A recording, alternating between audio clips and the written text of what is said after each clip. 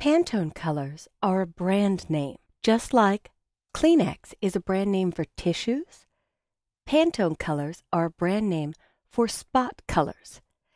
If I select this object, I might want to put a branded Pantone color in this one spot on the cover of my postcard.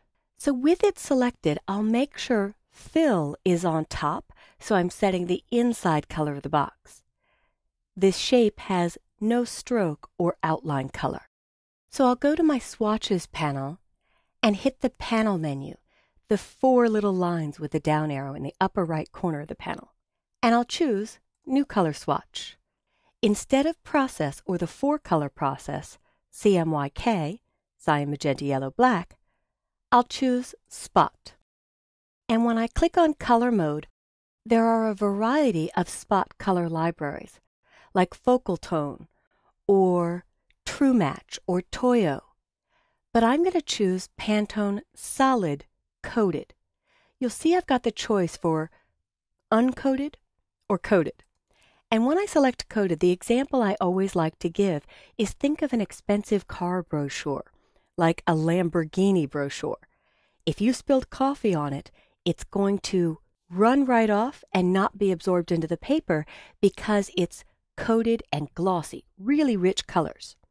The same thing happens with ink when it hits your paper. If it's a coated stock, the ink isn't absorbed as much, so it stays richer and stronger and more vibrant. If you think of uncoated, newspaper is the cheapest of the examples. They refer to it as toilet paper sometimes, it's so thin. But if you were to spill coffee on your newspaper, it would be absorbed into the paper and ripple it. The same thing happens with ink. The thinner the paper, the more it's absorbed, and if there's no coating, the more it's absorbed, so you might get a slightly duller color. Environmental companies usually go for a recycled paper, but in some cases in the past, recycled was more expensive than simple uncoated paper, so they would go for uncoated to make it look recycled, even though they couldn't afford to buy the recycled. I think they're comparable these days. But I'm going to stick with coated since this will be a glossy coated postcard, and I'll type in Adobe Red, which is Pantone 485. Most designers should look at purchasing a Pantone color guide. It's a little over $100, and that Pantone color guide will show you all of the swatches in the ink they put on press that day. And they have in the front usually coated, in the back uncoated, so you could compare the difference in the vibrance of the ink. So I've selected 485, and I'll click OK, and this object gets that color. I'll click on this bottom middle shape and shift-click on the top right shape and also choose 485. I'll go to Pages and double-click on the back of the postcard, and I'll double-click again to go from the Selection tool into the Type tool and inside the text box. You don't have to travel over and click the T. A double-click from Selection or Direct Selection will jump you inside. Triple-click highlights the entire line, and I'm going to choose Swatches and my Pantone 485. It shows the inverse or opposite of the color when it's selected, but if I click once, I could see it did in fact go to red. And if I go to Paragraph Styles, the heading 1 has been modified, or there are overrides, because I changed this color.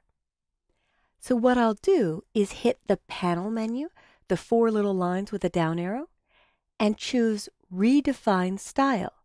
This makes heading 1 now use that Pantone 485. If I highlight this text, which is in the character style bold, and I choose Swatches, Pantone 485, in character styles, it didn't pick up the color because there's no color specified, so it will keep whatever color I have. If I double-click on bold and go to character color, nothing is selected, so it could be anything. But if I always want it red when I choose bold, I would select Pantone 485. And finally, I'll go to my Selection tool and click Away, and I'm going to select all the medium gray circles. I'm using my Shift as I click on each one to select them, and in swatches, you'll notice it's an 80% tint. I'll choose Pantone 485, and it kept the 80% tint. Tinting the color is a way to make this two-color job look like it has more than two colors. But I'm going to dial this up to 100, and I think I'll go to the lighter circles. I clicked away. I'll click the lighter circles with my Shift key held down. Again, choose Pantone 485, and this time I'll leave the tint at 50%.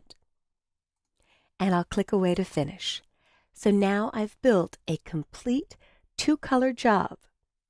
The last thing I want to note, I'll select a red circle and double-click on Pantone 485. Adobe did add the Pantone Plus color system. A few years ago, Pantone updated their recipes for colors. So Pantone Plus is just the newest of the Pantone libraries. So that's your overview of how to add a new spot color. We chose the branded Pantone and apply it to a job to use two colors instead of four colors to save on printing ink cost. Very common with logos and corporate assets.